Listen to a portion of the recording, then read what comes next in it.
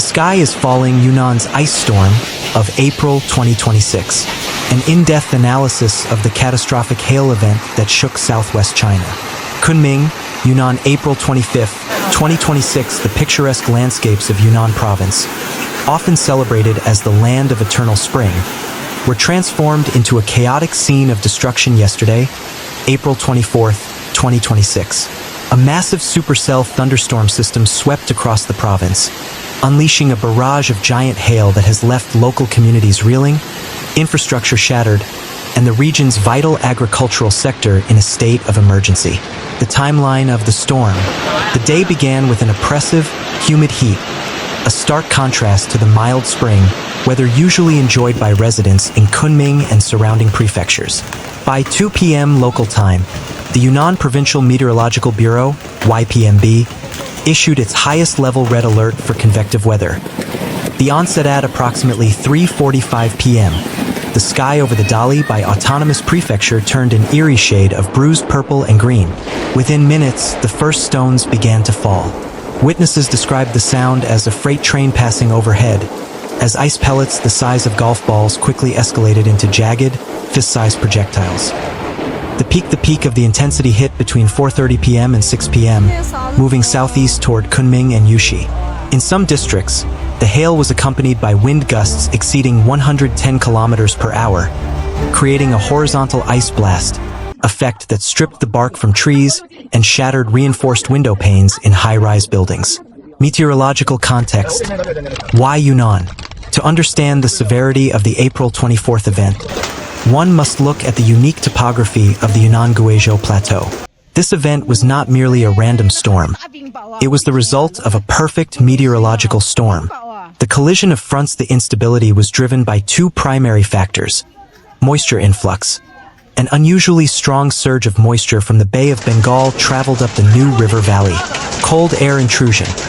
A lingering cold front from the Tibetan Plateau dipped south, meeting the warm, moist air over Yunnan's rugged terrain. Supercell dynamics. The vertical wind shear.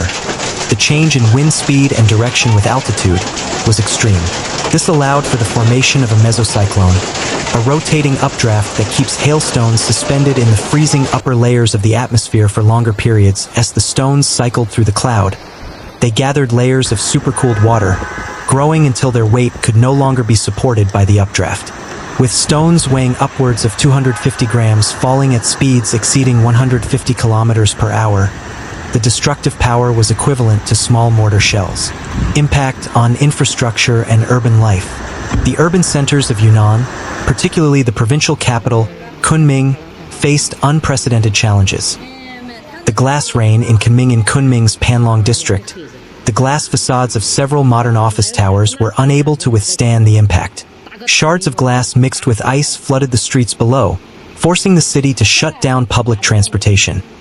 Vehicular damage. Preliminary estimates suggest over 45,000 vehicles suffered significant damage. Insurance companies have been overwhelmed by claims for shattered windshields and golf ball denting on car bodies. Power outages. The weight of the ice accumulation, combined with fallen branches, snapped power lines across the Wuhua and Guandu districts, leaving approximately 200,000 households without electricity overnight.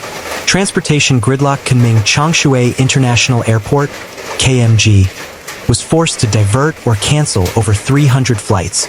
Several aircraft parked on the tarmac sustained damage to their control surfaces and radomes, highlighting the vulnerability of aviation to extreme hail.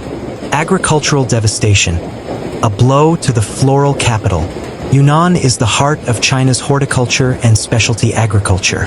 The timing of the storm could not have been worse.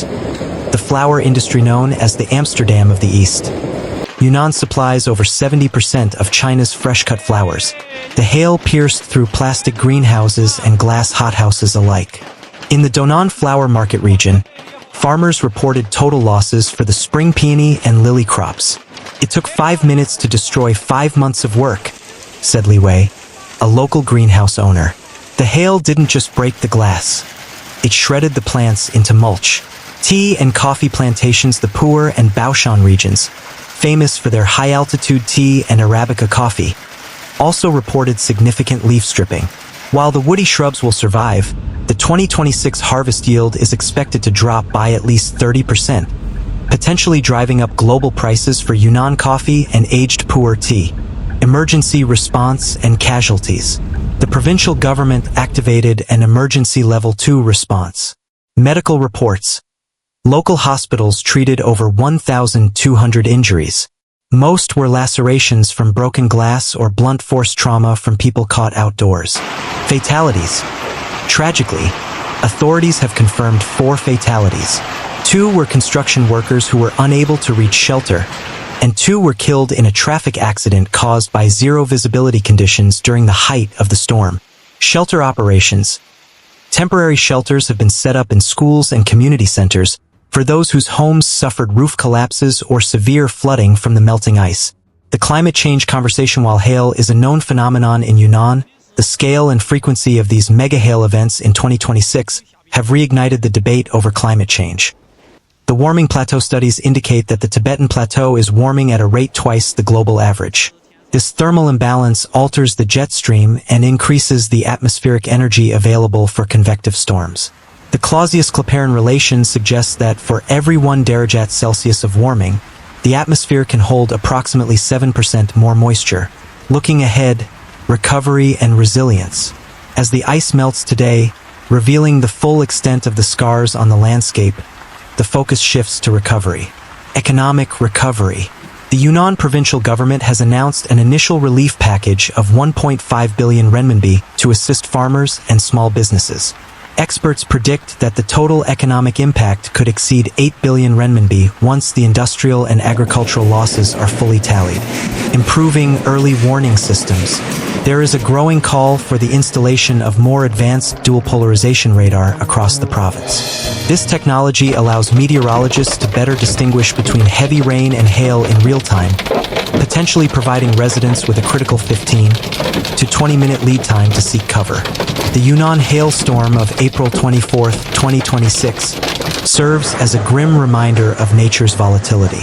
While the province is resilient, having survived earthquakes and droughts in the past, this ice storm has exposed new vulnerabilities in the modern urban and agricultural infrastructure of southwest China. As residents begin the long process of clearing the streets of shattered glass and frozen debris, the land of eternal spring faces a long road to reclaiming its name. For now, the focus remains on solidarity, as neighbors help neighbors rebuild what the sky tore down in a single, frozen afternoon.